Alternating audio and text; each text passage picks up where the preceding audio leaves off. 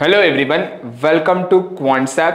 So आज आपण बघणार आहोत की निफ्टी 50ला जर मला ॲनालिसिस करायचे असतील किंवा निफ्टीमध्ये जर मला एखादी ट्रेड्स बनवायचे असतील, वीकली असू दे किंवा मंथली असू दे किंवा सेकंड वीकची आपण एक्सपायरी करतो किंवा 2 वीक नंतरची एक्सपायरी ट्रेड करतोय, तर कोणत्या ज्या आहेत त्या गोष्टी आपल्याला बघितल्या पाहिजे आणि काय काय गोष्टी ज्या आहेत त्या स्पेसिफिकली रिसर्च केल्या पाहिजे आणि स्ट्रॅटेजीज जनरली आपण कशा बनवल्या पाहिजे ते आज आपण डिस्कस करूया. ओके, सो प्युअरली हा कन्सेप्ट जो असणार आहे तो बेस्ड असणार आहे फ्युचर्स बिल्टअपवरती, सोबत स्ट्रॅटेजीज आपण जनरली काय प्लॉट केला पाहिजे त्यावरती. सो नवीन व्ह्युअर्स आहेत, प्लीज स्टिक टू एंड, कारण खूप काही गोष्टी डिटेलमध्ये बघणार आहोत. जे एक्झिस्टिंग व्ह्युअर्स आहेत त्यांना माहितीच असतील बऱ्याच गोष्टी, कारण आपण फ्रिक्वेंटली ह्या ज्या व्हिडिओज आहेत त्या कव्हर करतच आहोत.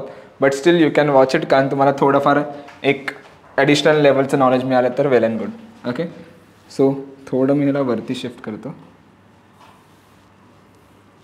ओके, नाव जर मी फ्युचर्स बिल्टअपबद्दल सांगायचं म्हटलं, ठीक आहे, सो पहिलं आपण बघूया फ्युचर्स बिल्टअप. ओके,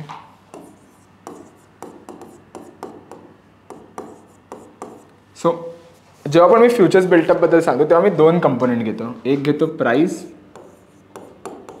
आणि दुसरा घेतो ओपन इंटरेस्ट, आणि दोघांचा जो आउटपुट असतो तो असतो आपला नरेशन.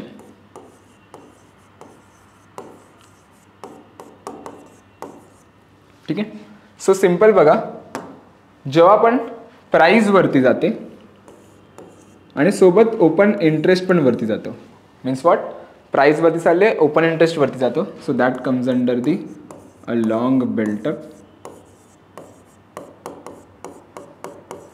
ओके, लॉंग बिल्टअपला तुम्ही म्हणू शकता की फ्रेश बाईंग कुठे होते, फ्रेश बायस आणि पोझिशन्स कुठे ॲड करतात, सो ह्याला म्हणतो आपण फ्रेश बाईंग. ओके, एक्झाम्पल बघूया, सिंपल बघा, लॉजिक इज सिंपल. सपोज 1000ला एखादा स्टॉक चालू आहे. ओके, ॲज अ ट्रेडर मी अँटिसिपेट करतो की ह्या स्टॉकची प्राइस जी आहे ती वरती जाऊन वाढू शकते उद्या जाऊन. ओके, सो मी काय करणार, ते फ्युचर याचा बाय करणार. राईट, मी तर फ्युचर बाय करणार. सो जेव्हा पण मी याचा फ्युचर बाय करणार तेव्हा काय करतो, मी ह्याला प्राइसला एक वरती पुश करतोय, त्यामुळे म्हणजे प्राइस जी आहे, त्यामुळे माझी जी प्राइस आहे ती वरती चालली इकडे. राईट, आणि सोबत माझा ओपन इंटरेस्ट पण वरती जाणार. व्हाय? बिकॉज मी फ्रेश कॉन्ट्रॅक्ट इनिशिएट करतोय. राईट, सो जेव्हा पण प्राइस वरती जाते आणि ओपन इंटरेस्ट वरती जातो, so that comes under the a long built up, means fresh buying positions कुठे ॲड होतात ते आपल्याला समजतं. Okay, what was a second thing, की माझी प्राइस जी आहे ती खाली येते आणि सोबत ओपन इंटरेस्ट जो आहे तो पण खाली येते. प्राइस आणि ओपन इंटरेस्ट दोन्ही खाली येतो, सो त्याला आपण कन्सिडर करतो as a long unwinding. Okay, what is long unwinding? Long unwinding means a profit booking.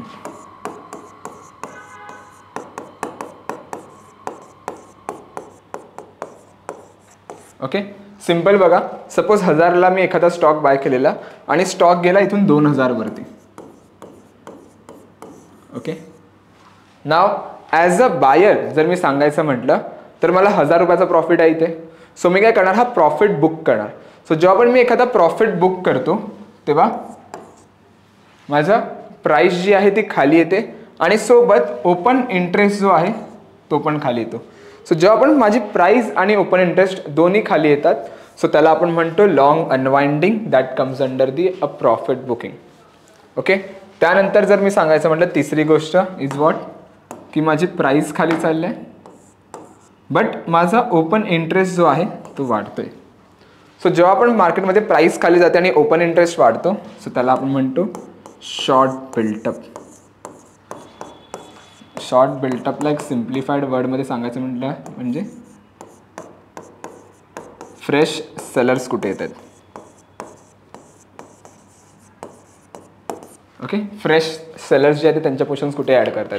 Simple बघा, सपोज 1000ला स्टॉक आहे, मला वाटतं की ह्या स्टॉकची प्राइस खाली पडू शकते, सो मी काय करणार, इथे सेलचा ट्रेड बनवणार, फ्युचर मी सेल करणार. सो जेव्हा पण मी एखादा फ्युचर सेल करणार त्यामुळे माझी प्राइस जी आहे ती खाली जाणार आणि माझा ओपन इंटरेस्ट जो आहे तो वाढणार. का? कारण फ्रेश सेलिंगचा कॉन्ट्रॅक्ट इनिशिएट करतो मी, त्यामुळे फ्रेश ओपन इंटरेस्ट माझा वाढतोय. सो जेव्हा जेव्हा माझं प्राइस खाली जातं आणि जेव्हा जेव्हा ओपन इंटरेस्ट वरती जातं, so that comes under the a short built up. Means fresh sellers कुठे त्यांच्या पोझिशन ॲड करतात हे आपल्याला समजतं. त्याच्यानंतर जो आहे तो आहे की माझी प्राइस वरती येते आणि ओपन इंटरेस्ट जो आहे तो खाली जातो. सो जेव्हा जेव्हा प्राइस वरती जाते आणि ओपन इंटरेस्ट खाली जातो, so that comes under the a short covering. Okay, short कवरिंगला जर मी सिम्प्लिफाईड वर्डमध्ये सांगायचं म्हटलं तर सेलर्स कुठे प्रॉफिट बुक करतात हे आपल्याला समजतं. सेलर्स एक्झिट किंवा प्रॉफिट बुकिंग.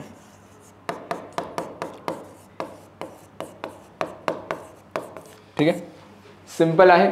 एक क्विक रिकॅप देऊ तुम्हाला या गोष्टीची. सिम्पल बघा, जेव्हा आपण मार्केटमध्ये प्राइस वरती जाते आणि ओपन इंटरेस्ट वरती जातं, so that comes under the a long built up. Means fresh buyers त्यांच्या पोझिशन्स कुठे ॲड करतात हे आपल्याला समजतं. सेकंड थिंग इज वॉट की माझी प्राइस खाली चालली आणि ओपन इंटरेस्ट खाली चाललं आहे, so that comes under the a long unwinding. Means a profit booking कुठे होते.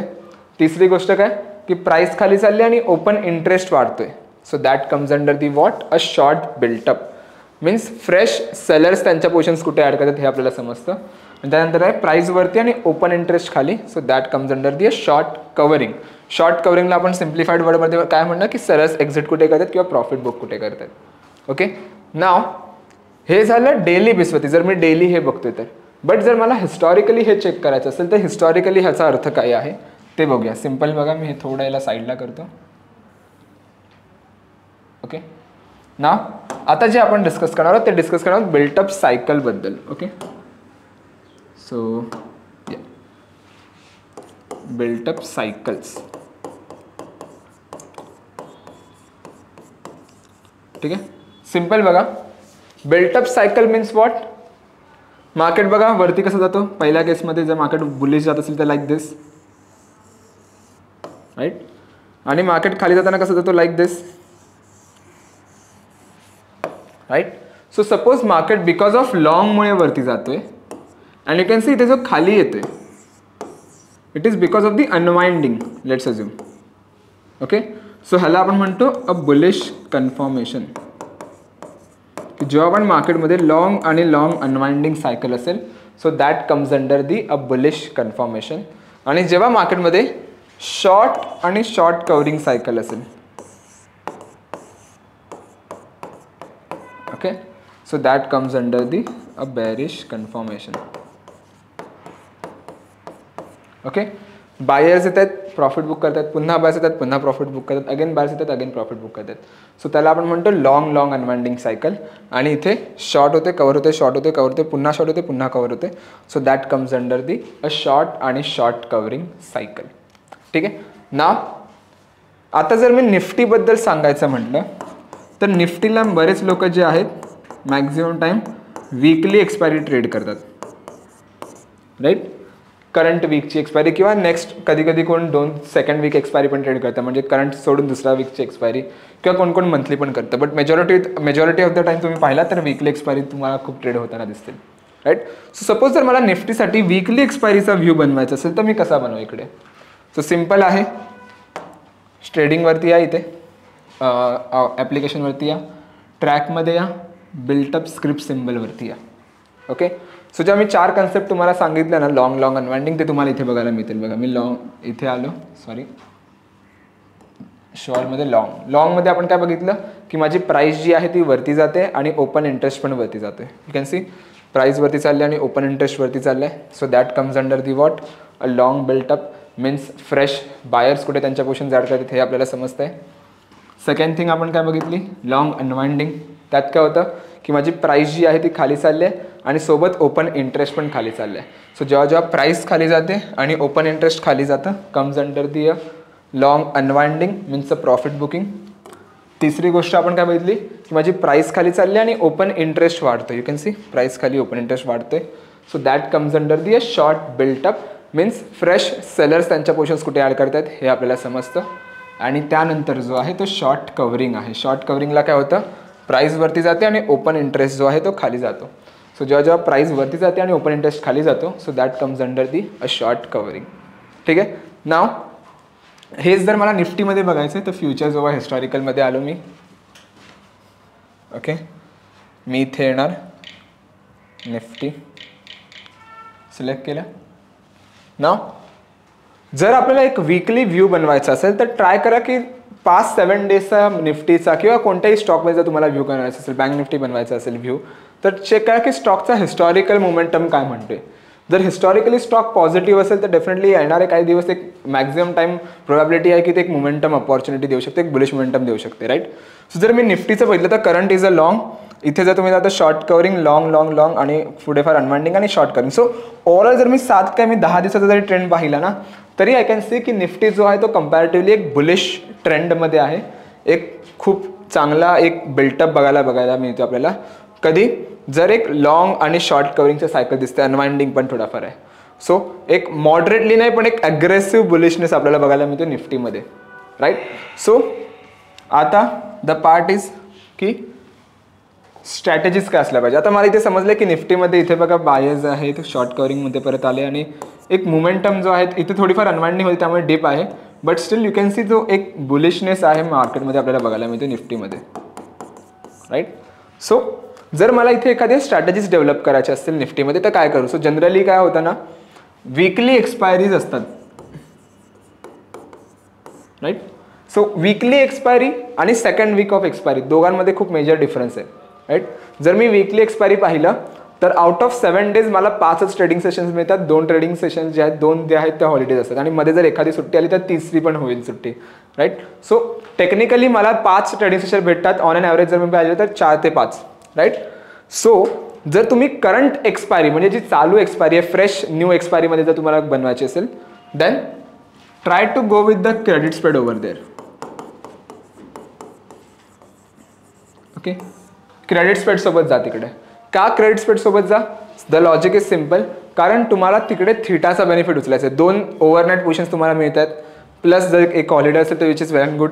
आणि 4 ट्रेडिंग सेशनमध्ये जर 1-2 मोमेंटम जर नाही आली त्यामध्ये तरी still you are making a money because of the theta, right.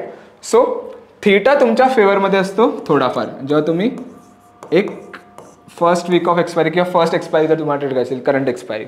Okay, so theta benefit जर तुम्हाला उचलायचं असेल तर मी इथे काय करणार, मी इथे येणार क्रेडिट स्प्रेड, बुलिशसाठी येणार बुलपुट स्प्रेड.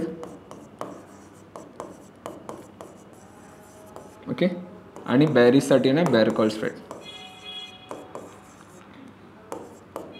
ओके, जर कोणाला इथे नेकेड पोझिशन्स बनवायचे असतील try to go with the naked चालेल, बट गॅप अप गॅडाऊनचा रिस्क असल्यामुळे थोडाफार आपल्याला मेजॉरिटी ऑफ द टाइम्स थोडाफार तो एक मोमेंटम जर नाही आली चांगली किंवा गॅप अप गॅप डाऊन झाला तर एक लॉस पण बघायला मिळू शकतो.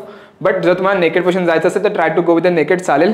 2 दिवस जर 2 दिवसमध्ये नेकेड पोझिशनने एक मोमेंटम दिला, चांगला मोमेंटम आला, you can go carry forward it.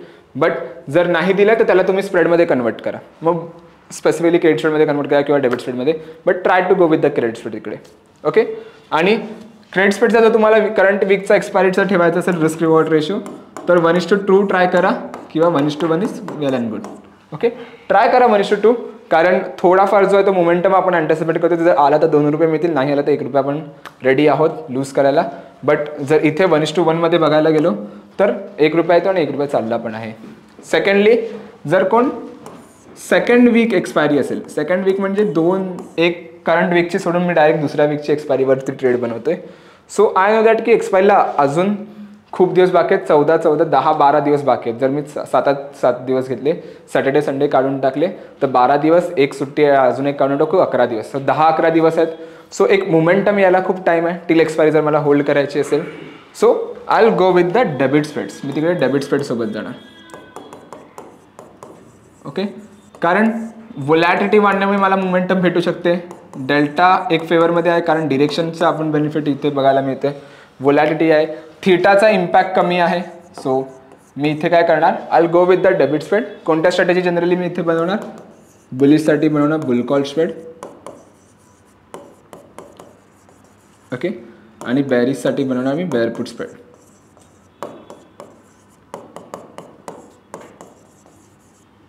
Okay, simple गोष्ट आहे.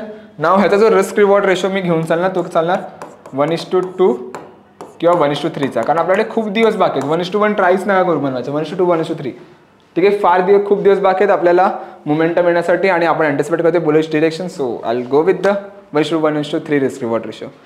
सिंपल गोष्ट आहे. पहिलं काय करायचं, आपल्याला सायकल चेक करायचं निफ्टीचा किंवा कोणत्या इंडेक्समध्ये ट्रेड कराल किंवा इव्हन द स्टॉक्समध्ये. जर सायकल चेक करा, एक आठवड्याभराचा आहे तर ॲटलीस्ट आठवड्याभराचा आधीचा बिल्टअप देखा पॉझिटिव्ह आहे की निगेटिव्ह आहे. पॉझिटिव्ह असेल तर बुलिश, थोडा हलकासा निगेटिव्ह असेल तर try to go with the bearish. 75-80% जरी पॉझिटिव्ह असेल चालेल तिकडे. Okay, try to go with the strategies जेव्हा मला बनवायचे असतील तेव्हा मी क्रेडिट आणि डेबिटचं लॉजिक वापरणार आणि सिम्पली त्याला होल्ड करणार. नेकेड पोझिशन्स पाहिजे असेल तर you can go with the naked, but तिकडे टाईम स्टॉप लॉस देऊन चला की 2-3 दिवसात जर मोमेंटम नाही आली तर आय विल एक्झिट इट, किंवा स्पेसिफिकली जो आहे त्याला मी स्प्रेडमध्ये कन्वर्ट करणार. ओके, आय होप तुम्हाला ही व्हिडिओ आवडली असेल. जर व्हिडिओ आवडली असेल नक्की कमेंट सेक्शनमध्ये सांगा. आणि दुसरी गोष्ट म्हणजे जर तुमच्या अजून काही रिक्वायरमेंट असेल ते पण कमेंट सेक्शनमध्ये सांगा, आपण नक्की त्या बनवू. आणि ज्यांनी कोणी अजूनही ॲप्लिकेशन डाउनलोड नाही केलं आहे प्लीज डाउनलोड दी ॲप्लिकेशन आणि एकदा व्हिडिओ लायब्ररी पण व्हिजिट करा. Thank you so much everyone. Thank you so much for a time.